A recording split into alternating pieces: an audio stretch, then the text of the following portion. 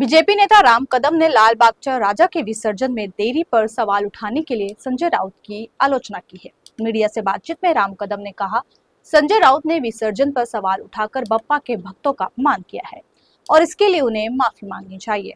राम कदम ने ये भी कहा कि संजय राउत जिस पार्टी के नेता है, उनके मुखिया जब कोविड के दौरान सीएम थे तब उन्होंने मंदिरों में जाने पर पाबंदी लगा दी थी और अब वो हिंदुत्व की बात कर रहे हैं।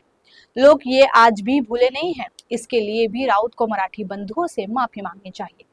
संजय राउत के अलावा राम कदम ने उपराष्ट्रपति पद के आज हो रहे चुनाव को लेकर भी विपक्ष की आलोचना की। उन्होंने कहा, विपक्ष के पास आंकड़े नहीं है, फिर भी इंडी ब्लॉक ने उम्मीदवार खड़ा किया है। इस चुनाव में एनडीए उम्मीदवार सीपी राधाकृष्णन की ही जीत होगी।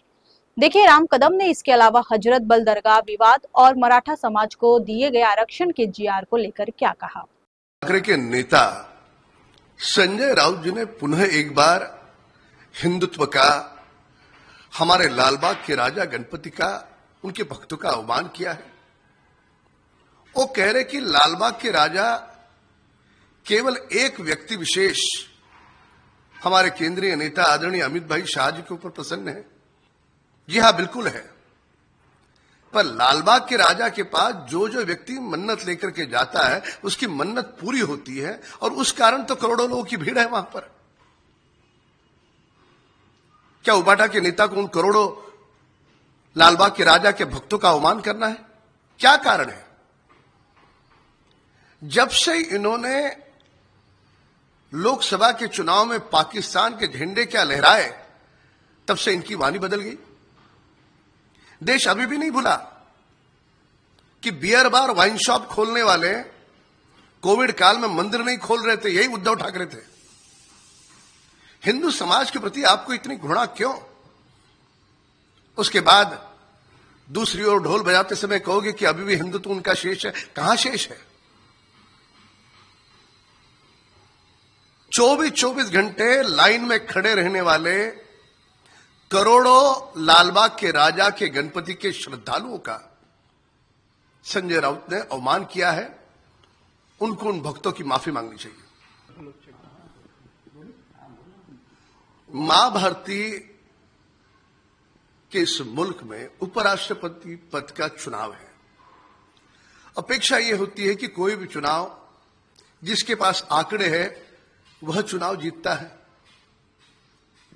विपक्ष के पास कोई आंकड़े नहीं है, वो भली बात ही जानते हैं।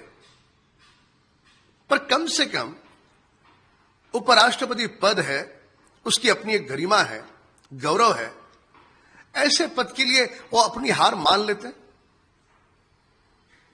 तो पूरे विश्व में एक अच्छा संदेश जाता कि भारत का एक ऐसा लोकतंत्र है जहां पे सत्ता पक्ष और विपक्ष, जहां देश की बात आती है, गरिमापूर्ण पदों की बात आती है, वहां पे एक साथ है। ऐसा संदेश देते हैं। क्या यही कारण है?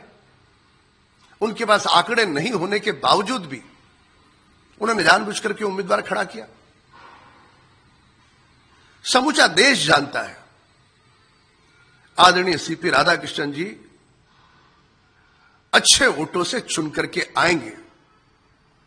पर दूसरी ओर देश यह भी जानता है कि विपक्ष ने वो मौका खो दिया कि भारत का लोकतंत्र, सत्ता पक्ष और विपक्ष गरिमा पूर्ण पदों के लिए एक साथ है, यह संदेश देने का मौका विपक्ष ने खो दिया।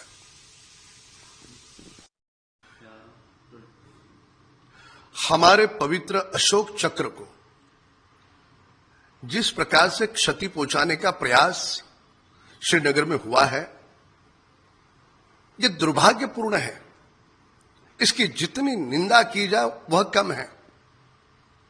जिन्होंने किया उनको दंड तो मिलेगा, पर यह भारत देश के प्रेमी नहीं हो सकते। ये भारत में आए हुए घुसपैठी, यही लोग इस प्रकार का घिनौना करतूत कर सकते हैं।